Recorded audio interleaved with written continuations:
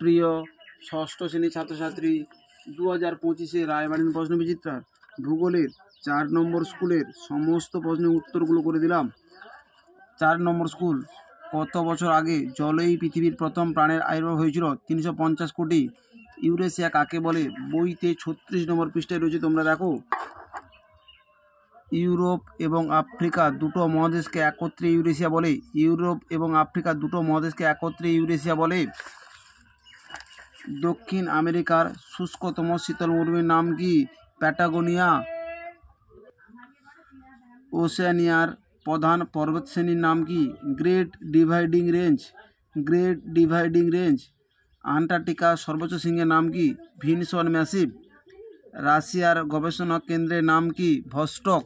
রাশিয়ার গবেষণা কেন্দ্রের নাম হলো ভস্টক। আন্টার্কটিকায় অবস্থিত ভারতের প্রথম গবেষণা কেন্দ্রটির নাম হলো দক্ষিণ গঙ্গোত্রী। অ্যালবেডো কাকে বলে? 182 নম্বর পৃষ্ঠা 9 দাগের প্রশ্নের উত্তরটি তোমরা দেখো রায় মার্টিন সহায়িকায়। অ্যালবেডো কাকে বলে? 9 দাগের প্রশ্নের উত্তরটি তোমাদের লিখতে হবে।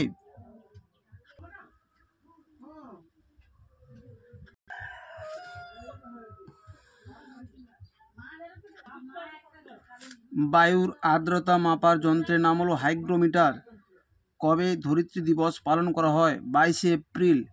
2 দাগে 2011 সালে জাপানের ফুকুশিমায় পারমাণবিক শক্তি উৎপাদন কেন্দ্রে বিস্ফোরণ ঘটে। এশিয়ার প্রধান পর্বতশ্রেণী হলো হিমালয়। আফ্রিকার প্রধান নদী হলো নীলনদ। আন্টার্কটিকা মহাদেশে অবস্থিত হিমবাহগুলির মধ্যে ল্যাম্বার্ট হিমবাহ পৃথিবীর দীর্ঘতম হিমবাহ।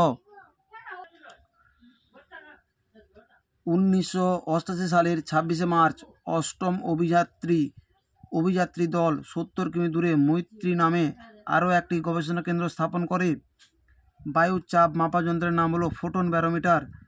প্রতি 1000 মিটার উচ্চতায় 6.5 ডিগ্রি সেলসিয়াস হারে তাপমাত্রা কমে যায়। প্রতিদিন যে পরিমাণ গাড়ি চলে সেগুলো থেকে প্রায় 10 লক্ষ কিলোমিটার দূষক বাতাসে মেশে। বৃষ্টিপাতের পরিমাপক যন্ত্রের নাম হলো রেনগজ। দক্ষিণ আমেরিকার প্রধান পর্বতশ্রেণী হলো আন্দিজ। 3 দাগে পৃথিবীকে নীল গ্রহ বলা হয় কেন? 125 নম্বর পৃষ্ঠায় 6 দাগের প্রশ্নের উত্তরটি তোমরা দেখো। 6 দাগের প্রশ্নের উত্তরটি তোমাদের লিখতে হবে। পৃথিবীকে নীল গ্রহ বলা হয় কেন?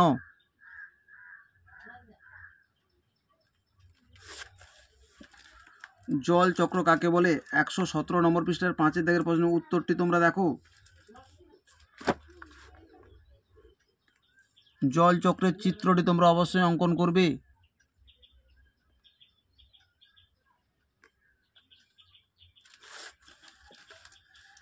পরিবহন পদ্ধতি কাকে বলে? 167 নম্বর পৃষ্ঠায় 2 দাগের 3 পাটের প্রশ্নের উত্তরটি তোমরা দেখো। পরিচালন পদ্ধতি কাকে বলে?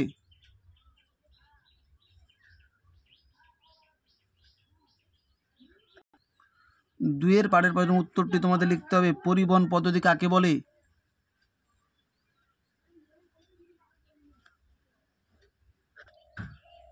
হিমমণ্ডল কাকে বলে? বইতে 52 নম্বর পৃষ্ঠায় রয়েছে, তোমরা দেখো।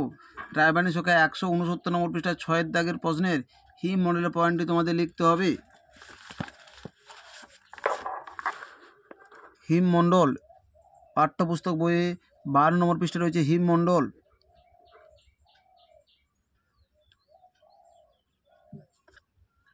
গ্রিন হাউস কাকে বলে? 201 নম্বর পৃষ্ঠা 8 দাগের প্রশ্নের উত্তরটি তোমরা দেখো। 8 দাগের প্রশ্নের উত্তরটি তোমাদের লিখতে হবে।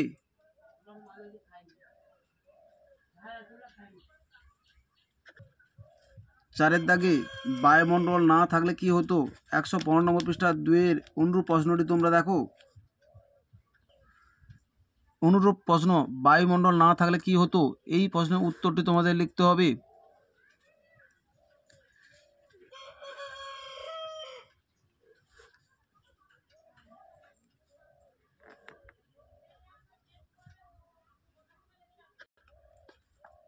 আবহাওয়া ও জলবায়ুর পার্থক্য 178 নম্বর পৃষ্ঠা 1 দাগের প্রশ্নের উত্তরটি তোমরা দেখো। বিষয় উল্লেখ করে আবহাওয়া ও জলবায়ুর পার্থক্যগুলো তোমরা উল্লেখ করবে।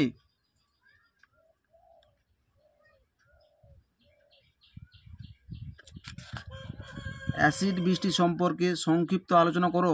207 নম্বর পৃষ্ঠায় 15 দাগের প্রশ্নের উত্তরটি তোমাদের লিখতে হবে। অ্যাসিড বৃষ্টির ফলে কি হতো, এই প্রশ্নের উত্তরটি তোমাদের লিখতে হবে। এই প্রশ্নের উত্তরটি 205 নম্বর পৃষ্ঠায়। অম্ল বৃষ্টি, এই পয়েন্টটি তোমাদের উল্লেখ করতে হবে।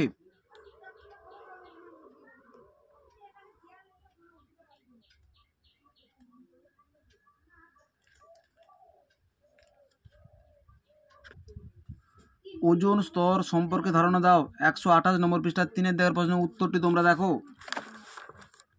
ওজোন স্তর, এই প্রশ্নের উত্তরটি তোমাদের লিখতে হবে।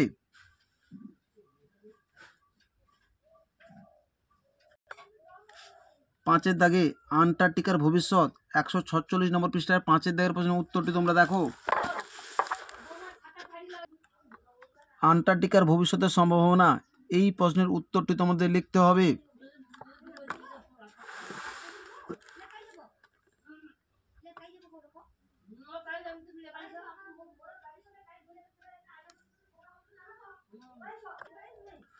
বায়ু দূষণের নিয়ন্ত্রণ সমূহ।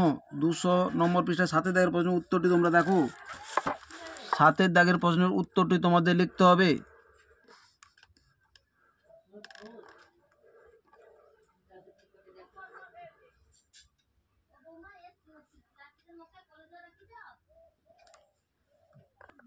আমাদের ভিডিওটি যদি তোমাদের ভালো লেগে থাকে তাহলে তোমরা লাইক করো, শেয়ার করো, কমেন্ট করো।